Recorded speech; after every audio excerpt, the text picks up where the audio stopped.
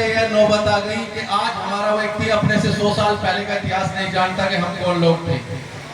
आज आप दुनिया के अंदर सिकंदर का नाम लिया जाता है, जिसे विश्व विजेता कहा जाता है, तो वो यूनान से चला था। यूनान में एक शहर है मिसेडोनिया। आज भी यूनान के सारे लोग मिसेडोनिया के गर्व महसूस करते हैं कि हम सिकंदर के वंशज हैं जो विश्व विजयी था। लेकिन भारत के अंदर अभी तक वो लोग दिखाई नहीं देते जो एक गर्व से कह सके कि हम सम्राट अशोक के वंशज हैं, जो चक्रवर्ती सम्राट था इस देश का। वो लोग दिखाई नहीं पड़ते क्योंकि सम्राट अशोक का इतिहास इस देश से हटा दिया गया। परंतु विश्व की नजर में आज भी ये देश सम्राट अशोक तथागत बुद्ध के नाम से, बाबा साहब के नाम से दुनिया में रिप्रेजेंट करता है, उनके नाम से चलता है।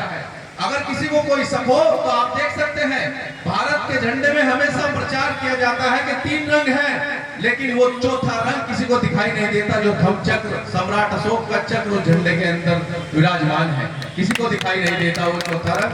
इसी प्रकार से हमारा रंग दुनिया को दिखाई ना दे, प्रचार नहीं किया गया, तो प्रचार सबसे बड़ी ताकत है। आज अगर भारत का राष्ट्रीय चिन्ह है तो वो 4 शेर का जो चिन्ह है वो सम्राट अशोक का सारनाथ के स्तूप से लिया गया राष्ट्रीय चिन्ह भारत का चिन्ह है, जो हमारा सम्राट था। जो भारत की मुद्रा है उस पर जो शेर का निशान है वो राष्ट्रीय चिन्ह सम्राट अशोक का राष्ट्रीय चिन्ह है। अगर आज भारत सरकार का कोई राष्ट्रीय चिन्ह है किसी सफेद कागज पर भी लग जाए तो भारत सरकार की मोहर कहलाती है, तो वो राष्ट्रीय चिन्ह सम्राट अशोक का चिन्ह कहलाता है।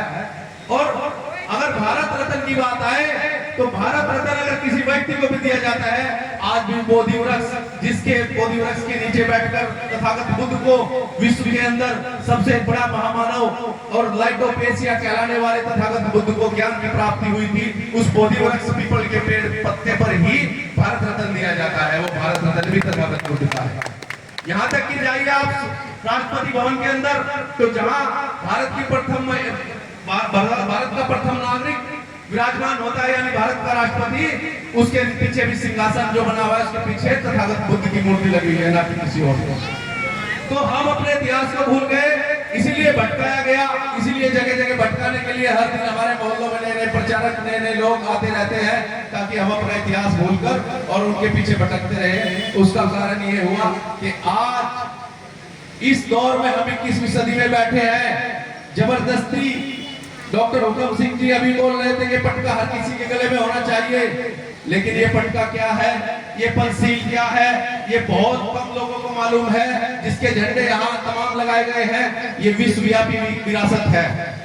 ये विश्व के अंदर आप चले जाइए, यहाँ से श्रीलंका बुद्धिस्ट देश, यहाँ से जापान बुद्धिस्ट देश, यहाँ से ताइवान बुद्धिस्ट देश, यहाँ से म्यांमार बुद्धिस्ट देश, यहाँ से भूटान बुद्धिस्ट देश, यहाँ से चाइना बुद्धिस्ट देश, सब जगह बुद्ध का ज्ञान इस भारत की भूमि से गया। तभी भारत विश्व गुरु कहलाया था, तभी भारत विश्व गुरु कहलाया था जब दुनिया के सर्वज्ञानी लोग यहाँ पैदा हुए, हमारे बीच में पैदा हुए।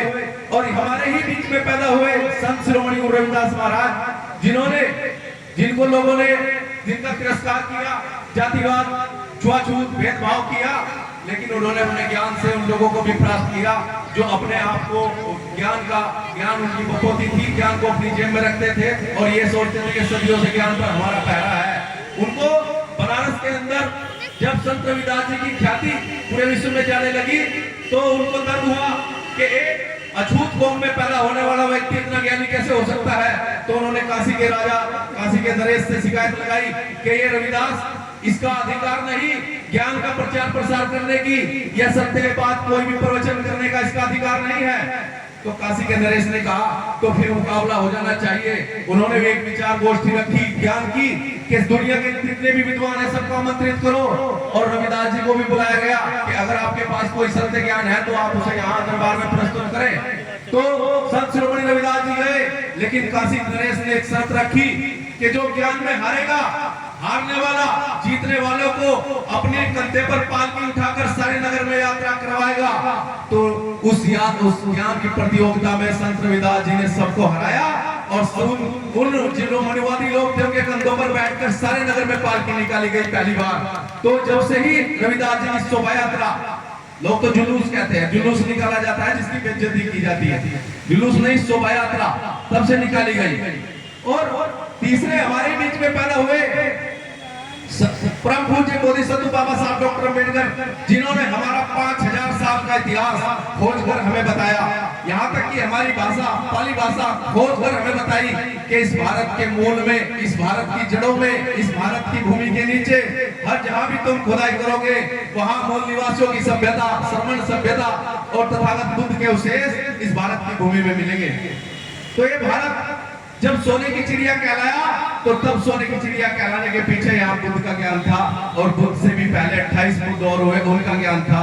और कबीरदास जैसे, ज्योतिबा फुले जैसे, माता सावित्रीबाई फुले जैसे महान बलिदानियों की कुर्बानी, ये जो आज दरबार लगा, बाहर गेट में एंट्री हुई तो एक तरफ ज्योतिबा फुले जी की प्रतिमा थी और एक तरफ सावित्रीबाई फुले जी की। तो मुझे बड़ा फख्र हुआ, हमारे लोगों ने उनका साथ कभी नहीं छोड़ा, लेकिन मैं कोशिश करता हूँ कि उनके लोग भी उन्हें समझे, जाने और पढ़ने का काम करें।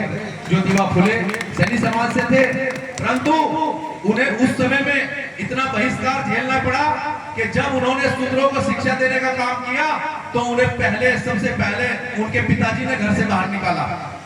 और माता रमाबाई न माता सावित्रीबाई फुले, वो फातिमा शेख थी, उनके साथ पढ़ाने के लिए जाते थे। उन्होंने ये अपनी जमीन दी थी फातिमा शेख ने, तो पढ़ाने के लिए जाते थे तो गोबर फेंकते थे दुनिया लोग के ये अब ये नई क्रांति करने के लिए निकली है, तो अपमान करते थे। तो घर से लेकर 2 साड़ी निकलती थी। जब एक साड़ी उनकी रास्ते में खराब होनी थी, डेली का काम था कि उनके ऊपर गोबर कीचड़ फेंक कर मारना, तो एक साड़ी उनकी प्रतिदिन खराब होनी थी तो वो घर से 2 साड़ी लेकर निकलती थी। एक साड़ी खराब होती थी तो दूसरी बदलकर फिर भी महिलाओं को पढ़ाने का काम करती थी माता सावित्रीबाई फुले, और उनका समाज भी उन्हें भूल गया। तो इस प्रकार से इन महिलाओं को बरगलाने के लिए वो उनका याद दिलाने की बजाय यहाँ के प्रचारक कुछ और ही राजनीतिक प्रचार करने में लगे हुए हैं कि मेरी झोपड़ी के बाहर खुल जाएंगे। तो उसके विषय में एक बच्चे ने छोटा सा गीत गा दिया कि मेरे सारे दुख दूर हो जाएंगे जब हम शिक्षा पा जाएंगे। उसने गा दिया तो सबको दर्द हो गया, भाई बच्चे को इतना ज्ञान कहाँ से हो गया। तो मैं मानता हूँ कि वो ज्ञान उसे उनके महापुरुषों से मिला, वो संस्कारों से मिला, परिवार से मिला। जितने परिवार यहाँ उपस्थित हुए हैं, मैं मानता हूँ कि वो बाबा साहब डॉक्टर अम्बेडकर की जयंती से कुछ ना कुछ प्रेरणा लेकर, कुछ ना कुछ सीख कर अपने घर जाएंगे। तो बाबा साहब के जीवन में यूं तो प्रत्येक घटना एक अपने आप में एक इतिहास लिखा गया था, लेकिन मैं एक छोटी सी घटना को याद करते हुए वहां से प्रारंभ करता हूँ कि बाबा साहब डॉक्टर अम्बेडकर का दाखिला जब कोलंबिया यूनिवर्सिटी में 1913 के अंदर हुआ और उन्हें अमेरिका जाने का अवसर प्राप्त हुआ, तो वहां से हमारे जीवन के अंदर की क्रांति लगभग वहीं से शुरू हुई, क्योंकि भारत के अंदर वो जब तक थे तो तब तक के बाबा साहब डॉक्टर अम्बेडकर से हर कदम पर जात पूछी गई कि कौन जात हो। नाई के पास बाल कटाने के लिए गए तो नाई भी पूछता कि कौन जात हो। किसी गाड़ी में घोड़ा गाड़ी में चढ़े तो गाड़ीवान भी पूछता है कि कौन जात हो। अगर वो पानी पीने के लिए गए, कुएं के पास गए, तो वहां भी पूछते हैं कौन जात हो। तो जब हर जगह जात पूछी जा रही थी, और आज भी अंतर है, आज फर्क है जात पूछने में। पहले डायरेक्ट पूछते थे सीधा ही कौन जात हो, आज तरीके से पूछते हैं। अगर किसी का रंग थोड़ा गोरा सा साफ सा दिखाई दिया तो उसे मान लेते हैं हाँ अपना ही होगा, और अगर कोई थोड़ा सावला सा लगा तो जब तक उससे नहीं पूछते क्या नाम है, वो बोल देगा भाई रोहित कुमार है। वो रोहित कुमार से कोई संतुष्ट नहीं होगा, पूछेगा सरनेम क्या है, तो वो सरनेम बताने में थोड़ा हिचकिचाएगा, सरनेम तो नहीं है जी, रोहित कुमार ही है। फिर वो पूछेगा, जब तक उसकी तसल्ली ना हो तब तक वो क्लियर नहीं हो सकता कि किस जात का व्यक्ति है। तो पूछेगा फिर सरनेम नहीं है, कहाँ के रहने वाले हो, तो आप बताओगे धीरे धीरे खजोली। कौन कौन लोग रहते हैं खजोली में, कौन सा मोहल्ला, ये मोहल्ला। फिर पूछेंगे उस मोहल्ले में कौन कौन लोग रहते हैं जी वहाँ, ये बताओगे आप, ये तो धोखे से पूछ लेगा एकदम, आप कितने से हो। तो कहने का तात्पर्य है जब तक जात क्लियर ना हो तब तक आपका कैरेक्टर यहाँ क्लियर हो ही नहीं सकता इस देश के अंदर। तो बाबा साहब ने कहा कि जात कभी जाति नहीं, जाति कभी जाति नहीं। उसी के ऊपर बाबा साहब डॉक्टर अम्बेडकर ने एक किताब लिखी, एनिहिलेशन ऑफ कास्ट। ये जो मान्यवर साहब काशीराम जी की तस्वीर आज हमारे सामने लगी है, वो ये किताब थी, बहुत बारीक सी है, एनिहिलेशन ऑफ कास्ट। बाबा साहब का लिखा हुआ एक भाषण था जो उन्हें लाहौर में देना था, लेकिन आयोजकों ने वो प्रोग्राम ही रद्द कर दिया। बाबा साहब को बोलने वाला प्रोग्राम ही रद्द कर दिया। तो बाबा साहब का वो भाषण छपा, एनिलेशन ऑफ कास्ट, और मान्यवर काशीराम साहब जब DRDO के अंदर पूना